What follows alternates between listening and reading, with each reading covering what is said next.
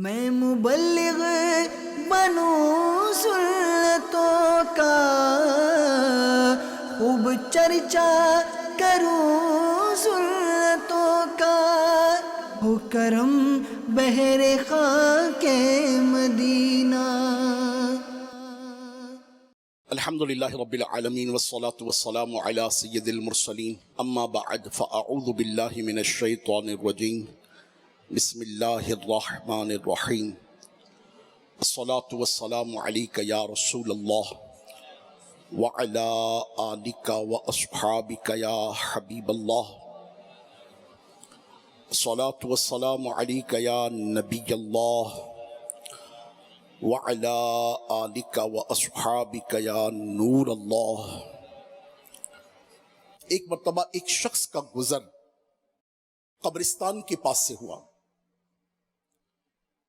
جب وہ قبرستان کے پاس گیا تو آپ سمجھ سکتے ہیں کہ قبرستان کا ایک نام ہے شہر خاموشاں، خاموش شہر۔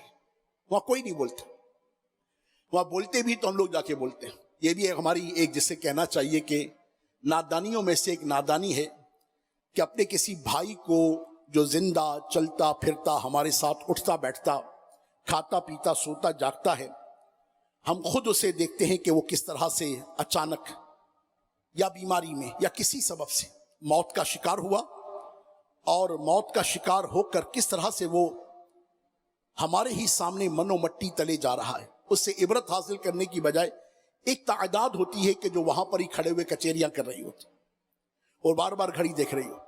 وہاں پر جو آدھا پونا گھنٹہ جس عبرت کے ساتھ گزارنا چاہیے، جس فکر کے ساتھ گزارنا چاہیے، اپنے بھائی کی خیرخواہی کرتے ہوئے اس کے لیے مغفرت کی دعا کرتے گزارنا چاہیے، یا اپنی آخرت کی فکر کرتے گزارنا چاہیے، اس کی بجائے وہاں پر بھی ہمیں دنیا ہی یاد ہے، دنیا داری ہی یاد ہے، دنیا کے دھندے یاد ہے، دنیا کے پندے یاد ہے، اور وہاں پر بھی کسی نہ کسی کی غیبت ہو رہی ہے، کسی نہ کسی کے عیب اچھالے جا رہے ہیں، کسی نہ کسی کی چغلی ہی کی جا رہی ہے، کسی کو دھوکہ دینے کی بات ہی کی جا رہی ہے، معاذ اللہ کسی کو گالی دی جا رہی، کوئی سگریٹ کے کش لگا رہا ہوتا ہے، کوئی کہیں کونے میں کھڑے ہو کے نوجوان ٹھٹھے لگا رہے ہوتے ہیں۔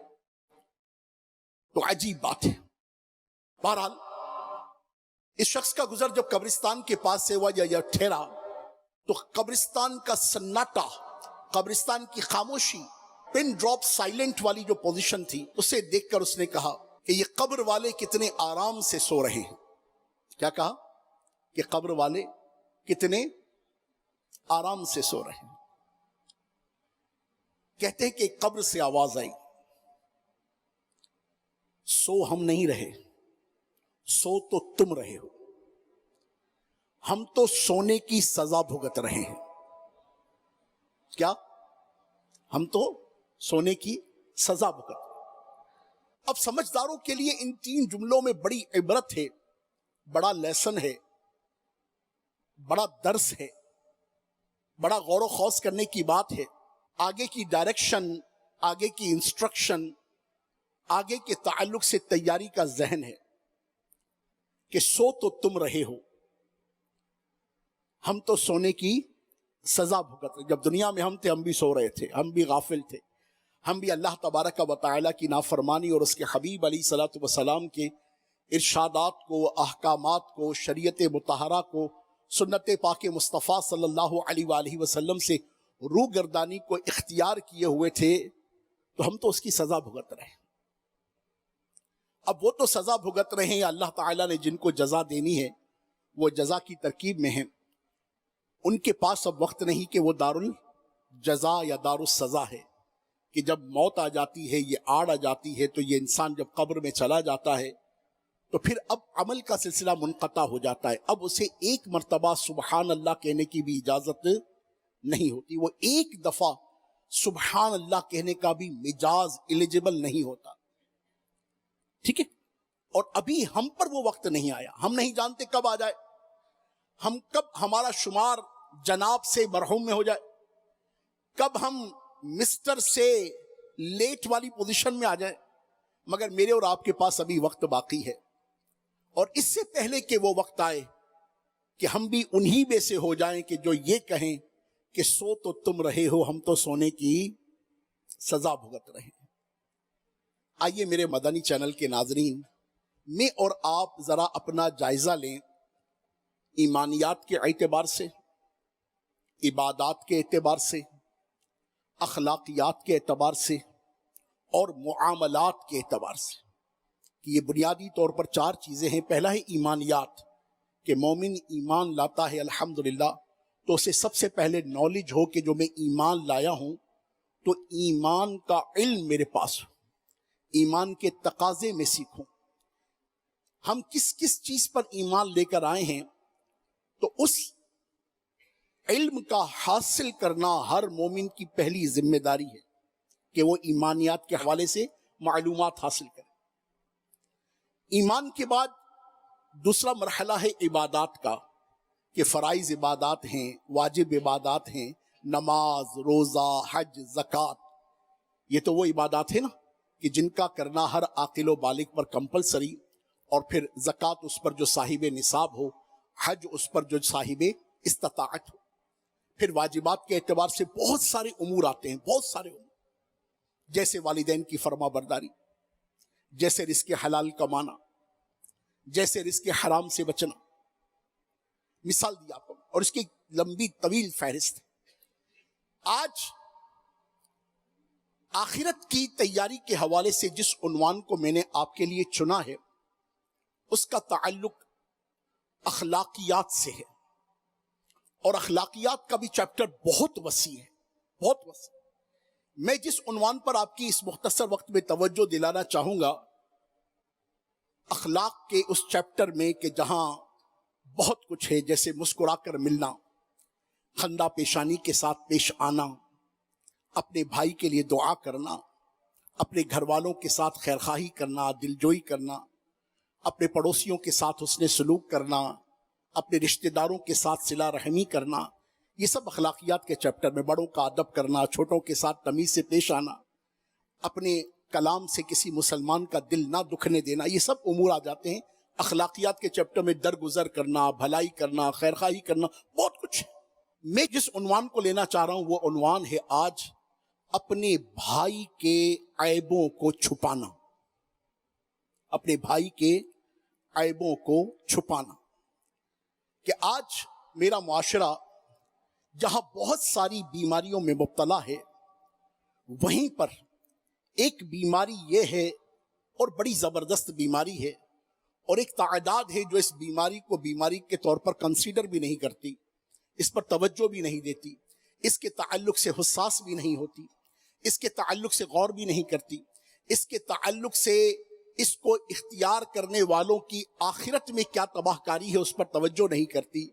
ایسا آدمی دنیا میں اپنی عزت کو کھو بیٹھتا ہے، اپنے ہی بھائیوں کے درمیان وہ اپنی عزت کو پامال کر بیٹھتا ہے، وہ لوگوں کے نزدیک قابل اعتماد نہیں رہتا، لوگ اس پر بھروسہ نہیں کرتے، لوگ اپنی بات، راز کی بات، اعتماد کی بات، خود خاندان میں اس کا جو کریکٹر ہے، اس کا جو اسٹیٹس ہے، وہ بڑا مشکوک سا ہو جاتا ہے کہ وہ اپنے بھائیوں کے عیبوں پر جب باخبر ہوتا ہے، یا اپنے بھائی کا کوئی عیب اسے پتا چلتا ہے، تو وہ اپنے مسلمان بھائی کے عیب کو کیا کرتا ہے؟ اچھالتا ہے۔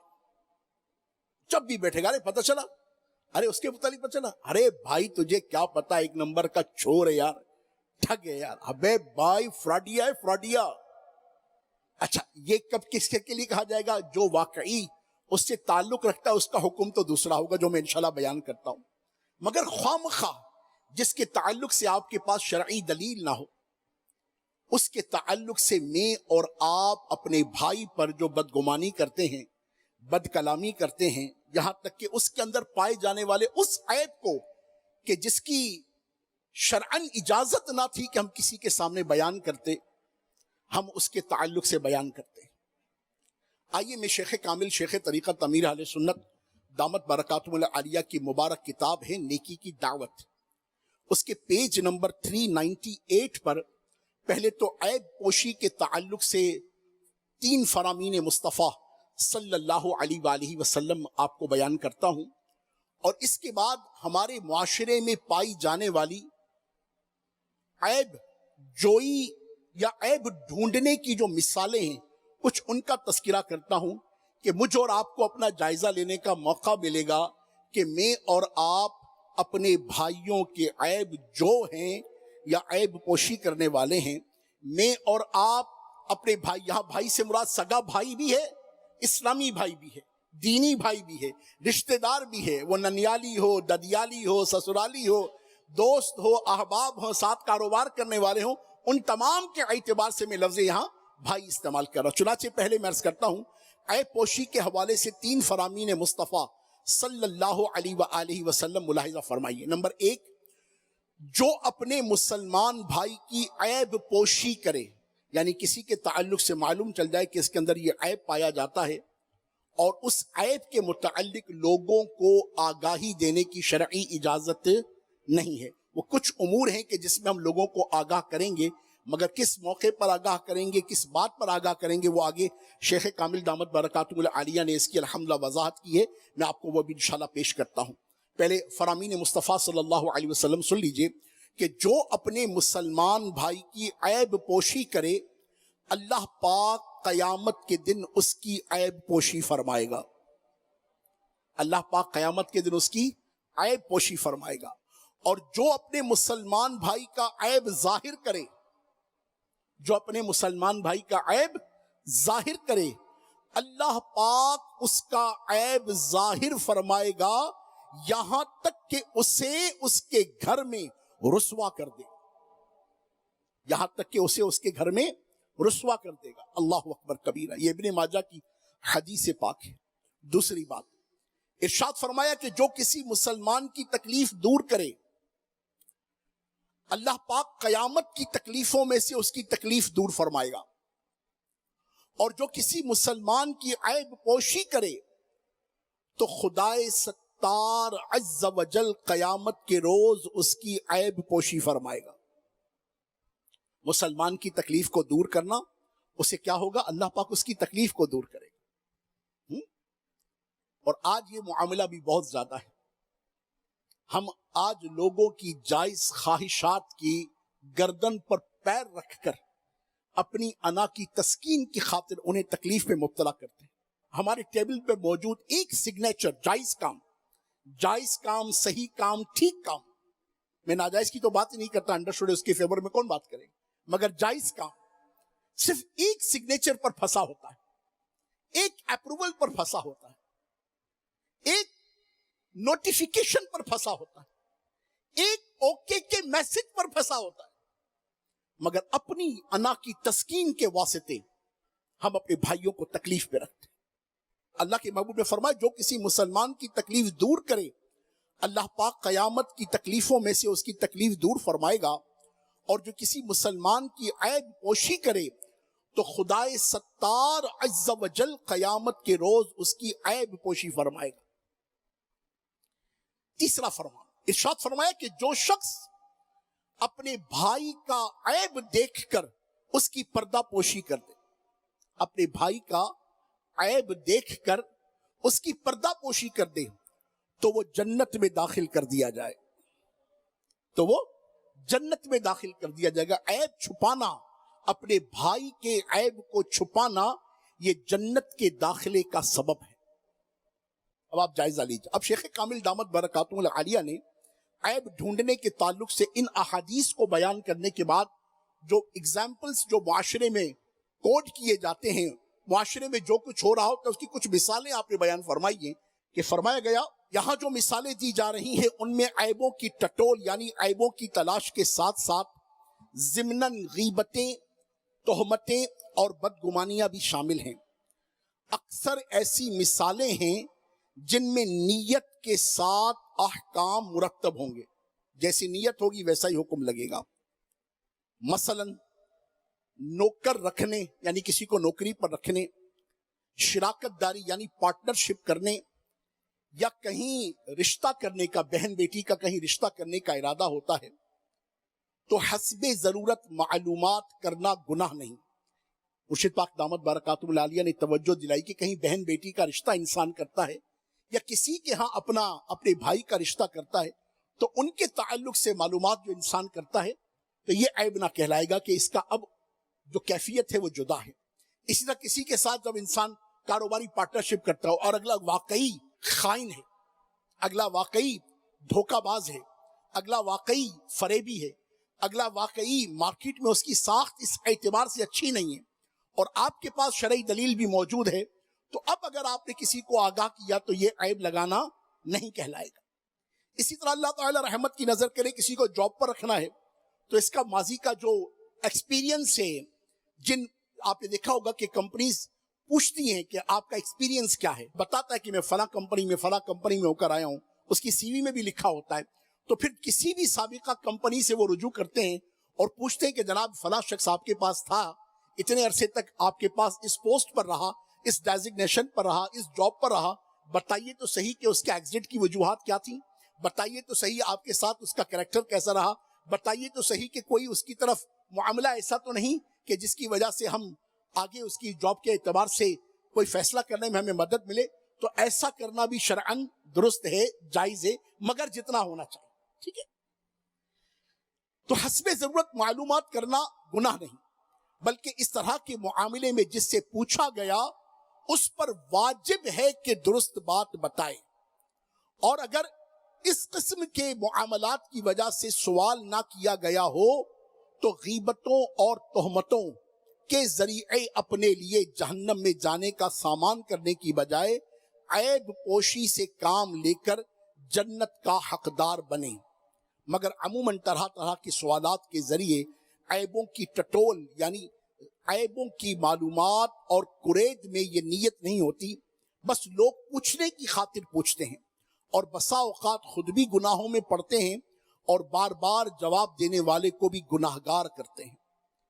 ऐसी कोई बात नहीं होती, ना उसको नौकरी देनी होती, ना उसके साथ पार्टनरशिप करनी होती है, ना कोई रिश्तेदारी करनी होती है, बस खामा में और सुनाओ उसका क्या हाल है।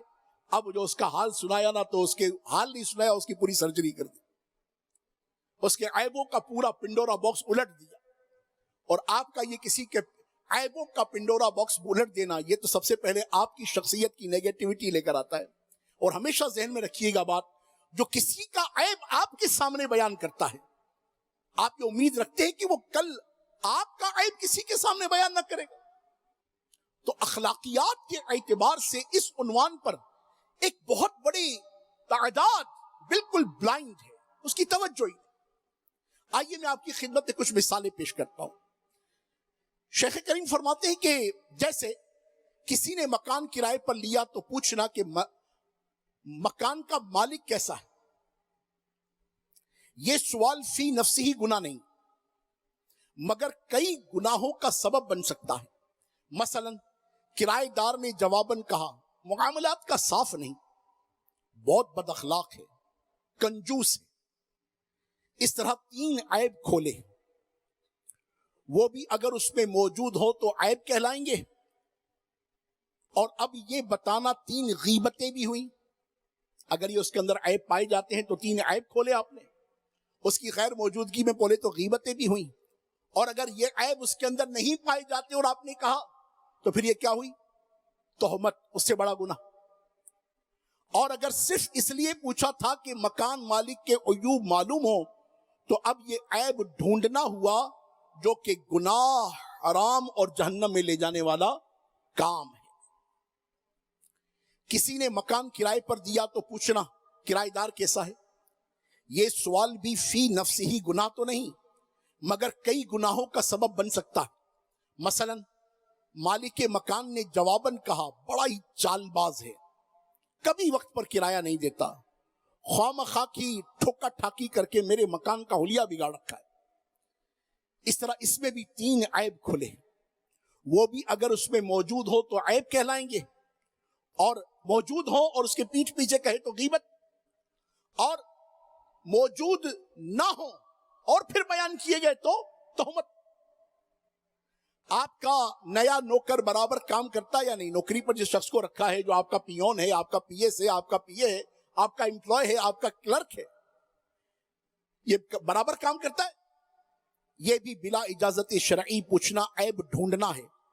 और इस सवाल के जवाब में पूरा खतरा है कि जिससे पूछा गया वो एम्प्लॉय के बारे में कहे काम चोर है, हराम खोर है, कभी वक्त पर नहीं आता, काम पूरा नहीं करता, یہ سب کہہ کر وہ اپنے آپ کو گناہگار کر رہا ہے. رات دیر تک جاگتے رہے تو پوچھا گیا بھائی فجر بھی پڑھی تھی کہ نہیں پڑھی تھی؟ آپ نماز پڑھتے ہیں یا نہیں؟ آپ کے والد صاحب نمازی ہیں یا نہیں؟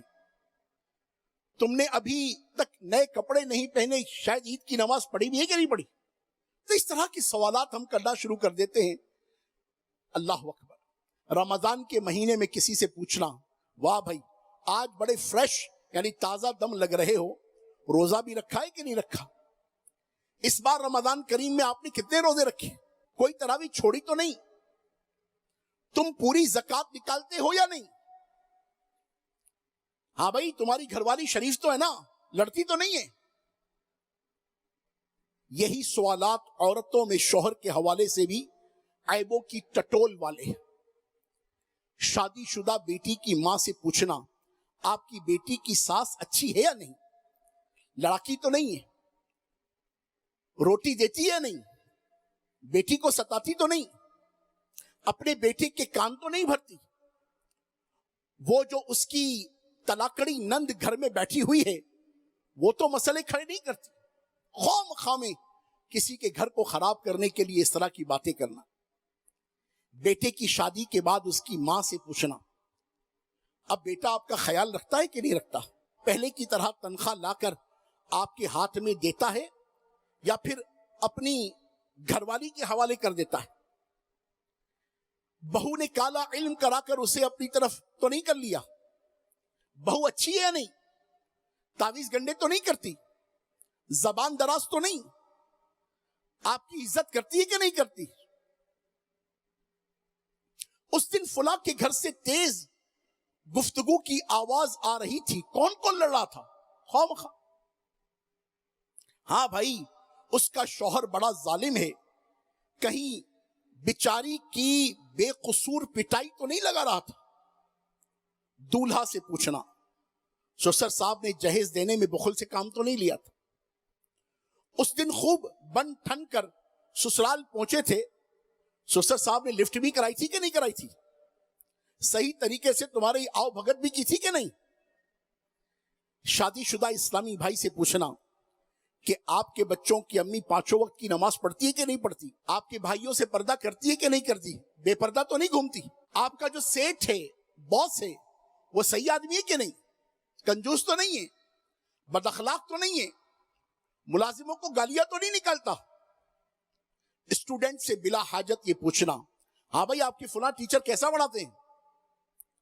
ان کا پڑھانا کچھ سمجھ میں آتا بھی ہے کہ نہیں آتا؟ کسی کا مہمان بننے والے سے یہ پوچھنا ہاں بھائی ان کی میزبانی کا لطف آ رہا ہے یا نہیں؟ انہیں مہمان نواز پایا یا چل چلا والا کام؟ اسی طرح تنظیمی ذمہ داران دعوت اسلامی کے فلاں حلقے کی مشاورت کا نیا نگران آپ کو کیسا لگا؟ اسلامی بھائیوں کو جھاڑتا تو نہیں؟ نگران سے پوچھنا فلاں اسلامی بھائی، فلاں مبلغ، فلاں سینئر آپ کی اطاعت کرتا ہے یا اپنی چلاتا ہے؟ فلاں کو تنظیمی ذمہ داری سے ہٹا دیا، کیا اس کا کردار کمزور تھا؟ فلاں مدرس یا ناظم کو فارغ کر دیا گیا، اس نے کیا گڑبڑ کی تھی؟ کسی محفل نعت میں غیر حاضر رہنے والے نعت خان سے یہ پوچھنا فلاں جگہ تم نعت خانی میں اس لیے نہیں آئے تھے نا کہ وہاں کچھ ملے گا نہیں؟ ایک دوسرے سے یہ باتیں پوچھنا. بھئی آپ صرف مدنی چینل دیکھتے ہیں یا دوسرے چینلوں پر گناہوں بھرے پروگرام بھی دیکھ لیتے ہیں؟ فلمیں ڈرامے بھی دیکھتے ہوں گے. خواہ مخواہ اس کے عیب سے آگاہی حاصل کرنا. فلاں افسر نے آپ کا کام فری میں مفت میں ہی کیا ہے یا رشوت کی لین دین کی صورت رہی ہے؟ پیسے ویسے تو نہیں مانگے؟ فلاں کی گاڑی سے ٹکرا کر آپ زخمی ہوئے، قصور اس کا تھا یا آپ کا تھا؟ فلاں ڈاکٹر نے صحیح طرح چیک بھی کیا تھا یا مفت میں فیس وصول کر لی؟ طلاق دینے والے دوست سے پوچھنا یار تم نے اسے کیوں طلاق دے دی؟ اس سوال پر عموماً ٹھیک ٹھاک گناہوں کا دروازہ کھلتا ہے. اللہ اکبر کبیرہ. خواہ مخواہ پوچھنا وہ دکاندار کیسا ہے؟ ٹھگ تو نہیں؟ لوٹتا تو نہیں؟ بہت مہنگا مال تو نہیں بیچتا؟ وہ دیکھنے میں تو بڑا شریف لگتا ہے, آپ کو معلوم ہوگا کوئی پھڈے باز تو نہیں ہے. اسی طرح پڑوسیوں کے تعلق سے بات کرنا کہ آپ کا نیا پڑوسی کیسا ہے, بچ کر رہنا, مجھے تو صحیح آدمی نہیں لگتا. یہ معاشرے میں پائی جانے والی وہ ایگزامپلز ہیں کہ جو عمومی طور پر ہمارے منہ سے بھی نکلتا ہوگا اور ہمارے سامنے والے کے منہ سے بھی نکلتا ہوگا. تو ہمیں توجہ میں رکھنا چاہیے, غور کرنا چاہیے اس بات پر کہ اللہ تبارک و تعالی عز و جل کی ذات بڑی بے نیاز ہے. اگر ہم اپنے بھائی کا عیب چھپائیں گے تو رب العالمین عز و جل ہمارے عیبوں کو چھپائے گا. ہم کسی کے حوالے سے محتاط رہیں گے, احتیاط کریں گے, کسی کے لیے غیبتوں, چغلیوں, بہتان تراشیوں کے دروازے نہیں کھولیں گے تو یقین مانیے رب العالمین عز و جل کی ذات بابرکات ہم پر بھی لطف و کرم فرمائے گا.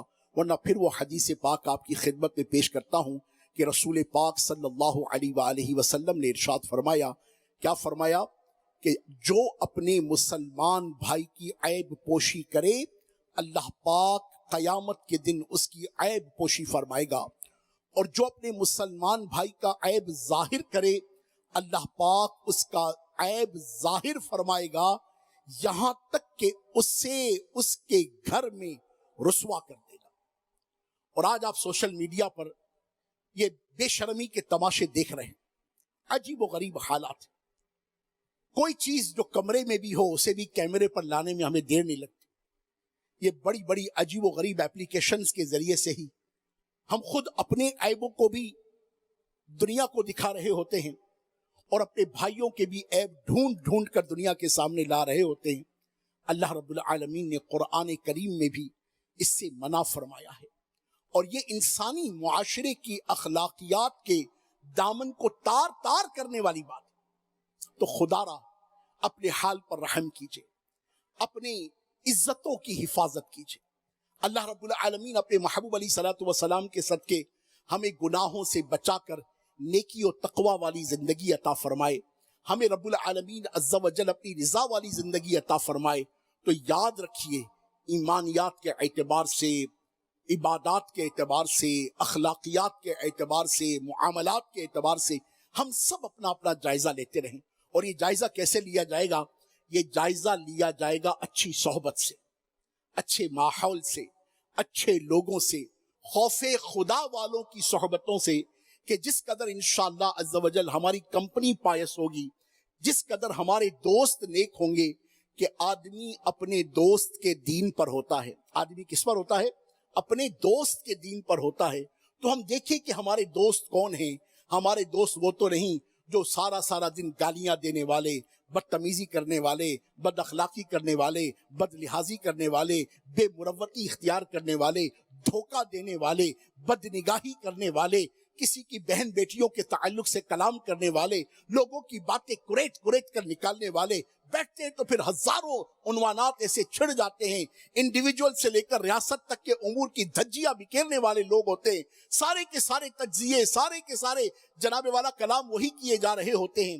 ہمیں جائزہ لینا ہوگا, ہمیں اللہ رسول اللہ کو راضی کرنا ہے. جب اللہ اور اس کے رسول کو راضی کرنا ہے تو حفاظت کرنی ہوگی اپنی عقل کی, اپنی سوچ کی, اپنے فہم کی, اپنے ادراک کی, اپنی آنکھوں کی, اپنے کانوں کی, اپنی زبان کی, اپنے وجود کے عضو کی حفاظت کرنی ہوگی, بال کی حفاظت کرنی ہوگی. اور اس کا آسان اور احسن طریقہ یہ ہے کہ ہم نیک صحبت کو اختیار کریں. ہم صبح و شام جائزہ لیں کہ ہم کن کے پاس بیٹھتے ہیں, کن کے ساتھ رہتے ہیں, کیا دیکھتے ہیں, کیا سنتے ہیں. اور پھر جو دیکھتے ہیں سنتے ہیں وہی سوچیں ڈیولپ ہونا شروع ہو جاتی ہیں. ہم نیگیٹو اپروچ کو سوچیں گے تو نیگیٹیوٹی ہونا شروع ہو جائے گی. ہم پوزیٹو اپروچ کو اختیار کریں گے تو پوزیٹو ریزلٹس ہونا شروع ہو جائیں گے.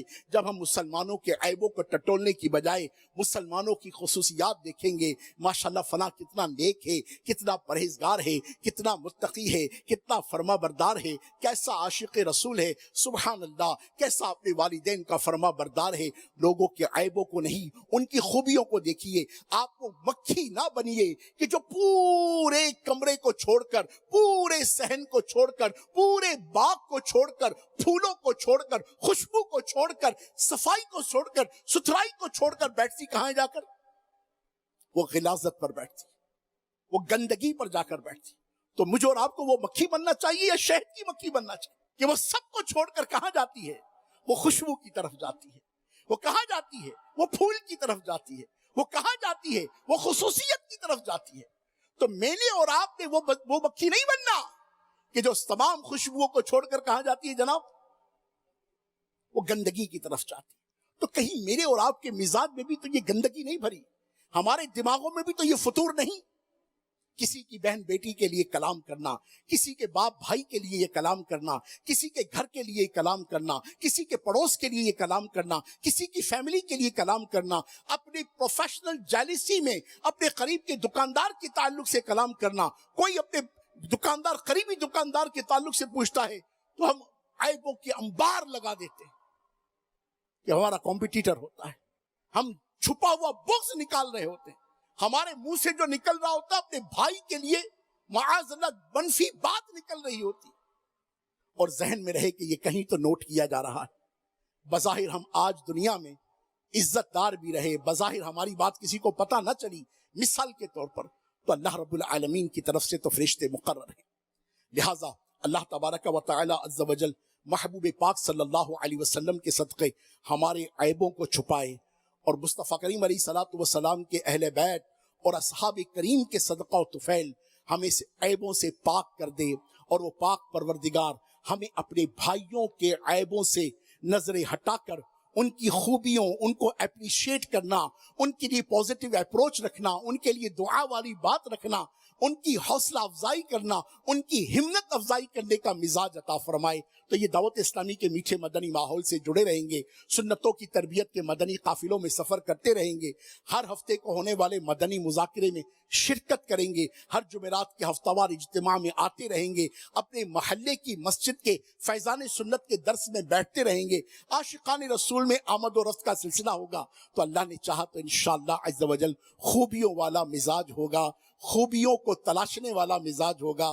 یہ خامیوں کو، عیبوں کو، مسلمانوں کی متعلق بری بات کرنے کے مزاج کو انشاءاللہ عز و جل ہم سے دور کر دیا جائے گا. اللہ پاک ہم سب کو عمل کی توفیق عطا فرمائے. وما توفیقی الا باللہ.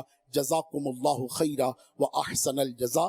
صلو علی الحبیب صلی اللہ تعالی علی محمد. میں مبلغ بنوں سنتوں کا، خوب چرچا کروں سنتوں کا، ہو کرم بہر خاک مدینہ.